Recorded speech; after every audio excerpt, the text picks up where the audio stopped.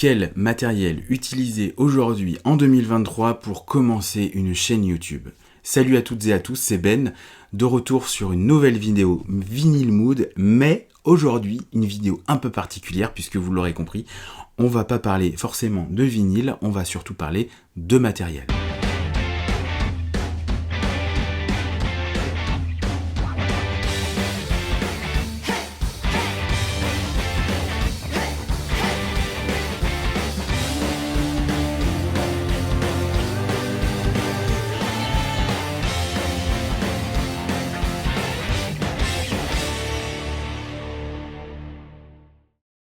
Alors la première chose à dire, je pense, c'est déjà n'achetez pas votre matériel tout de suite. Il existe déjà des petites solutions très simples et très économiques pour déjà savoir où vous voulez aller et quel type de matériel vous allez utiliser parce que personne ne filme de la même manière.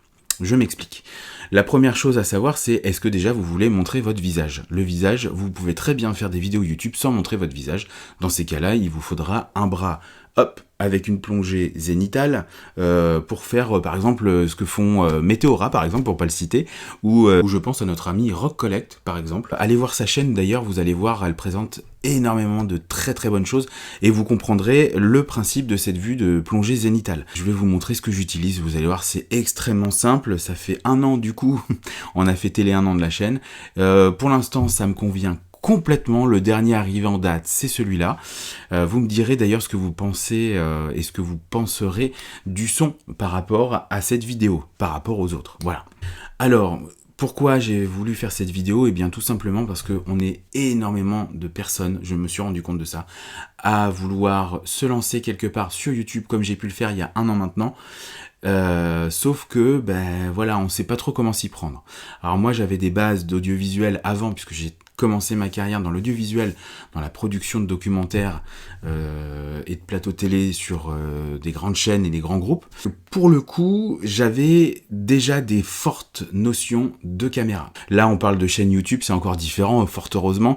Vous allez voir, ça coûte pas forcément trop cher. J'ai eu cette idée de vidéo en repensant à Vincent, mon pote. J'avais invité donc pour le portrait de passionné de vinyle. Je vous invite à aller voir la vidéo, je mettrai la petite étiquette qui va bien. Lui, il a un compte TikTok. D'ailleurs, je vous encourage à aller voir son compte TikTok. C'est incroyable le nombre de vinyles qu'il présente et qu'il possède. Il a du vraiment très bon et du très lourd.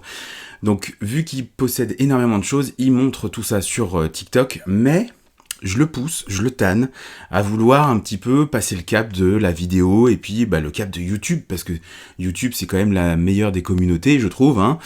C'est pas vous qui allez dire l'inverse. Et donc voilà, là c'est vraiment un starter pack très basique, très simple, comme dirait Orelsan, vraiment très simple puisque voilà, ça permettra à tout le monde de pouvoir commencer sans excuses. Voilà, vous avez plus d'excuses pour vous dire ouais mais non, je n'ai pas de matériel. Vous allez voir, il faut pas grand chose. Il faut absolument pas grand chose. Vous êtes capable d'investir dans plein de choses. Et ben croyez-moi, si vous avez décidé de passer le cap, cette vidéo, elle va pouvoir vous aider très simplement et avec un budget très modeste, pouvoir vous permettre de passer le cap, de faire vos premières vidéos sur votre chaîne YouTube. Alors donc, moi ce que je vous propose, c'est dans un premier temps de parler de matériel, et après dans un second temps de parler logiciel. Mais avant toute chose, je voudrais vous parler quand même de YouTube Studio. C'est la première chose qu'il va falloir télécharger. Ou alors aller sur internet, puisque si vous êtes sur votre environnement smartphone ou tablette, iPad ou ce que vous voulez, eh bien vous téléchargerez le YouTube Studio. Alors YouTube Studio, c'est quoi? C'est une application logicielle, on va dire web, qui va vous permettre de gérer intégralement votre chaîne YouTube. Elle est très simple puisque elle est très intuitive et grâce à ça, vous allez pouvoir gérer tout de A à Z, autant par rapport aux statistiques de vos vues et de vos vidéos que vous aurez mises en place au préalable, autant sur justement la programmation de vidéos, et vous aurez l'opportunité de faire du montage directement dedans, et aussi de faire du live. Et oui, parce que du coup, vous allez pouvoir à un moment donné programmer des lives directement grâce à YouTube Studio. Une fois que vous avez téléchargé YouTube Studio, qu'est-ce qu'il vous faut comme matériel? C'est très simple, hein. Vous avez le matériel dans vos mains actuellement. Alors soit vous l'avez dans vos mains, soit vous le regardez par la télé.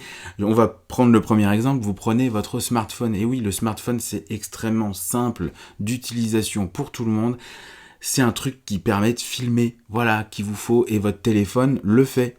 Donc, vous n'avez aucune excuse, votre téléphone peut très très très bien faire le job. Actuellement, vous êtes en train de regarder cette vidéo avec qualité d'image 4K qui provient de mon iPhone SE 2022. Voilà, ça c'est pour les présentations. Moi j'utilise l'environnement Apple. J'ai même troqué mon vieux PC portable pour un iPad Pro M1 que j'emmène partout avec moi, très très simple d'utilisation. En plus, j'ai acheté de quoi détacher le clavier et un petit stylet qui va me permettre de pouvoir faire tout ce dont j'ai besoin, comme si j'avais vraiment un PC portable comme tout le monde. Alors c'est vrai que je suis un peu bridé sur certaines choses, puisqu'il y a des logiciels qui ne sont pas du tout compatibles avec l'iPad, mais on va dire que Apple fait en règle générale des gros efforts de compatibilité. Donc ça c'est pour l'environnement. Moi j'utilise mon iPad Pro M1 pour les lives, StreamYard, et j'utilise mon iPhone SE 2022 pour faire toutes mes vidéos. En ce qui concerne le son, c'est très simple. Vous avez la possibilité d'utiliser, comme moi, le son de votre smartphone. Alors attention, le son d'un smartphone, il est plus ou moins bon. Ça c'est à votre convenance. Moi je sais que mon iPhone il fait plutôt un bon son, mais je me suis rendu compte que en changeant d'endroit et d'environnement, le son pouvait peut-être différer et être altéré par le fait que ça résonne et que il peut y avoir du bruit autour. Donc c'est pour ça que pour les 1 an de ma chaîne, je me suis payé ce micro, le Yeti Blue, dont je fais très bon usage aujourd'hui, j'en suis extrêmement content. Vous me direz d'ailleurs ce que vous pensez de cette vidéo avec le son, si vous trouvez qu'il est bon ou pas. En tout cas, j'ai investi dans ce micro pour cette première année, c'est on va dire la dépense qui pourrait s'apparenter à une des plus grosses dépenses. Faut savoir que ce micro, je l'ai payé 38 € sur le Bon Coin d'occasion. Et oui, c'est un micro qui est quand même excellent et on peut en trouver vraiment pour moins de 50 balles où on peut trouver un excellent micro. Sinon, il existe des tout petits micro-cravates que vous pouvez trouver sur Amazon pour 19 balles qui peuvent faire très très bien le job. Attention, micro-cravate, vous êtes obligé de vous relier à votre téléphone. Il vous faudra donc un grand câble.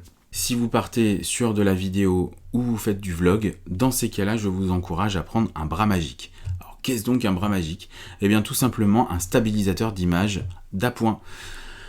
Moi, j'ai choisi ce modèle-ci, c'est un modèle chinois qui est l'équivalent du DJI qui coûte une blinde. Celui-ci, je l'ai payé 99, on me l'a offert 99 € sur Amazon. On me l'a offert pour mon anniversaire et ça, je l'ai déjà depuis quelques années à présent puisque c'était avant que je me lance à faire des vidéos sur YouTube. Je voulais déjà faire des vidéos personnelles et il n'y a rien de mieux que ce stabilisateur pour faire du vlog par exemple. Ensuite, si vous êtes posé dans un endroit comme ici, je vous encourage à utiliser un trépied. Un trépied, c'est très très simple, ça coûte pas cher, vous en avez à tous les prix. Alors moi, je ne vais pas vous parler des trépieds Manfrotto ou de grandes marques broadcast, ça sert à rien. Le ring light, vous savez quoi, c'est un ring light qu'on m'a offert, que ma soeur m'a offert et qui coûte pas non plus excessivement cher, je crois que je l'ai vu sur Amazon pour une 30aine d'euros. Vous en avez à foison et à profusion dans les Jiffy ou les Fourfouilles, ça fera exactement le job parfait qu'il vous faut pour votre starter pack. Alors le ring light, c'est vraiment très très pratique parce que c'est du LED, ça consomme que dalle et en plus de ça, ça coûte pas cher. Vous pouvez mettre votre smartphone en plein milieu. Et déjà, vous avez réglé deux choses, la lumière et le pied. Et oui. Et en plus de ça, c'est que vu que c'est du LED, ça consomme donc que dalle, mais vous pouvez régler l'intensité grâce au dimmer de lumière. Là, vous pouvez régler l'intensité de votre éclairage.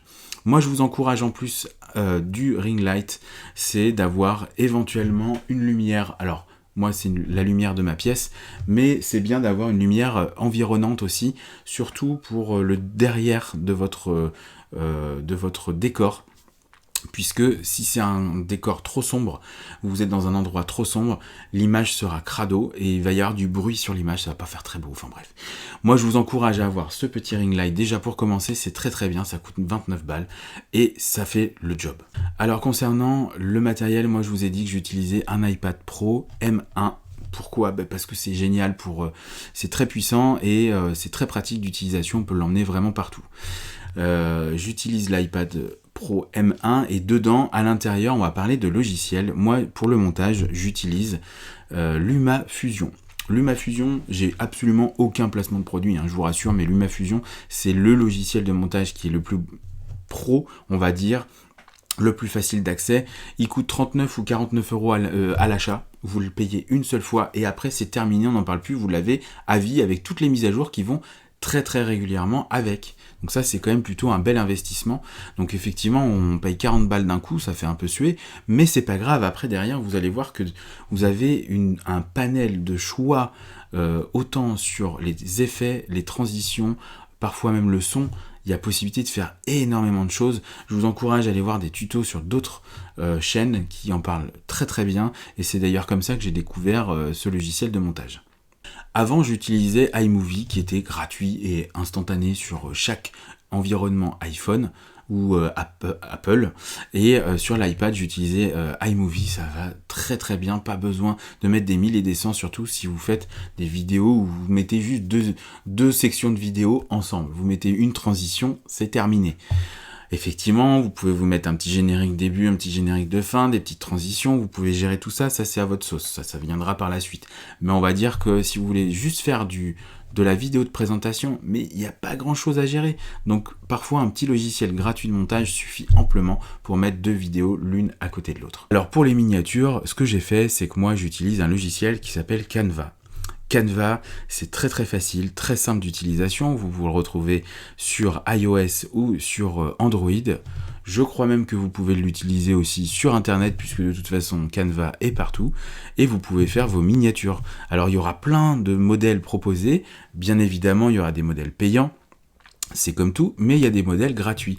Et ces modèles gratuits sont quand même plutôt chouettes parce que ça vous permet de mettre un premier pas dans le côté un tout petit peu plus présentable des miniatures. Mais c'est vrai qu'une petite miniature, quand même, mine de rien, ça fait son petit effet et les gens sont beaucoup plus attirés pour aller cliquer sur la vidéo si vous faites une belle miniature que si vous mettez juste une photo d'une pochette de vinyle. Voilà, donc en vous expliquant tout ça, maintenant, effectivement, on va parler de live.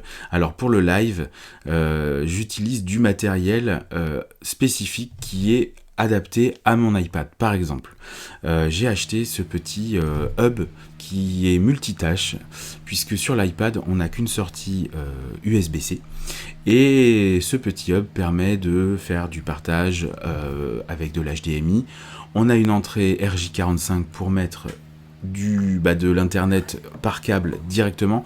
Je vous encourage à utiliser un câble RJ45 branché directement sur votre matériel lors de vos lives pour qu'il n'y ait aucun problème de flux, aucun problème de connexion. Très très très important. Grâce à ce hub, je peux charger mon iPad en même temps, parce qu'il se passait dans les premiers vinyles shows qu'on a fait avec les copains, c'est que mon iPad se déchargeait à vitesse grand V, puisque forcément j'utilisais la caméra, et au bout de 3 heures de live, je peux vous garantir que ça coupe, et c'est ce qui s'est passé dans un des lives. J'ai dû terminer avec mon iPhone, enfin bref, c'était un petit peu le bazar. Maintenant, avec ce hub, je peux charger mon iPad en même temps. Concernant le logiciel de streaming, j'utilise StreamYard. Alors là, c'est pareil, j'ai demandé beaucoup de conseils à beaucoup de gens, à droite, à gauche. Au début, c'était très compliqué, Enfin bref, je vais passer les détails. Ce qu'il vous faut, c'est du StreamYard. Avec StreamYard, en fait, je n'ai aucun placement de produit ou quoi que ce soit, je vous rassure. Mais StreamYard, c'est gratuit. Alors, on a tous le petit logo du canard en haut à droite, on s'en fout, c'est pas grave, on peut déjà faire énormément de choses avec. L'avantage, c'est que vous pouvez enregistrer en local vos vidéos si vous voulez faire des visios avec des gens, ça c'est quand même plutôt chouette. Et si vous voulez faire des lives comme on a fait pour le Vinyl Show le dernier, c'est pareil, vous pouvez le faire, et là vous pouvez faire un véritable travail de réalisateur. Voilà ce que je pouvais vous dire concernant les logiciels que j'utilise. Encore une fois, j'insiste vraiment sur YouTube Studio. Allez y faire un saut, téléchargez-le, faites-vous à cet environnement et vous allez voir que rien n'est compliqué. À partir du moment où vous avez décidé de mettre une vidéo en ligne, le plus dur, c'est de passer devant la caméra et de parler tout seul. Ça va vous perturber. Dans un premier temps, moi, ce que je vous encourage à faire forcément, c'est de vous entraîner. Ça sert à rien de poster des vidéos pour l'instant. Faites-vous un décor, faites-vous à l'image de la chaîne que vous voulez représenter. Testez-vous et si ça vous convient dans ces cas-là, vous faites votre petit montage et vous mettez en ligne ce que vous avez envie de présenter. Alors si on résume ce petit starter pack, on a quoi? On a un smartphone. Moi pour ma part c'est l'iPhone SE 2022. Je me fais l'honneur de tourner en 4K pour vos beaux yeux, puisque je vous dois quand même quelque chose de qualitatif. C'est comme ça que j'ai envie de faire. C'est ma façon de voir les choses. On n'est pas obligé de filmer en 4K, fort heureusement, parce que ça demande beaucoup d'espace de stockage. Moi, j'utilise la 4K parce que ça m'affectionne particulièrement. Donc, téléphone en 4K. Ensuite, il vous faut un pied avec de l'éclairage, par exemple, le ring light. Ça, c'est très très simple, ça coûte 29 balles. Vous n'avez pas besoin de plus. Le petit stabilisateur d'image, ça c'est du plus. C'est vrai que je l'utilise énormément, c'est du plus, vous n'en avez pas forcément besoin, mais si vous avez besoin de faire des vidéos vlog, alors là effectivement si vous sortez, il vous faudra un petit stabilisateur d'image. Pour le son, on peut avoir les petits micro-cravates à 19 balles, n'oubliez pas les petites bonnettes anti-vent, puisque quand vous allez dehors, si vous faites du vlog, ça peut être très très vite casse-pied. Pour ma part, j'ai investi, rendez-vous compte, dans ce micro Yeti Blue. Ça, c'est un micro parfait. Vous pouvez aussi avoir une personne en face de vous, puisqu'il a différents modes. Vous pouvez faire de l'ASMR aussi, si vous voulez. C'est génial. Il propose énormément de choses, ce micro. Donc, je vous encourage aussi à utiliser ce micro-là. Il existe d'autres types de micros. Il n'y a pas que celui-ci. Voilà, vous avez compris que pour pas grand-chose, vous pouvez avoir une chaîne YouTube. Moi, c'est comme ça que j'ai décidé. Je pense que je me suis pas trop planté. Je suis un amateur. Je ne suis pas un professionnel. Il y a des milliards de choses à faire sur une chaîne pour l'embellir. J'en suis pas encore là. Mais en tout cas, c'est dans l'optique de vous aider et d'aider les gens et de faire donner envie aux gens à passer le cap. Si vous n'êtes pas du tout dans l'univers du vinyle, je vous encourage à aller voir ce que je fais sur ma chaîne. Je présente du vinyle et de la musique. On est une très très belle communauté. On se marre bien entre nous. Et si ça vous intéresse pas, merci d'avoir regardé cette vidéo, parce qu'au moins vous avez eu la curiosité de voir quel matériel j'utilisais. Je vous dis à très bientôt les amis, et on parlera musique la prochaine fois.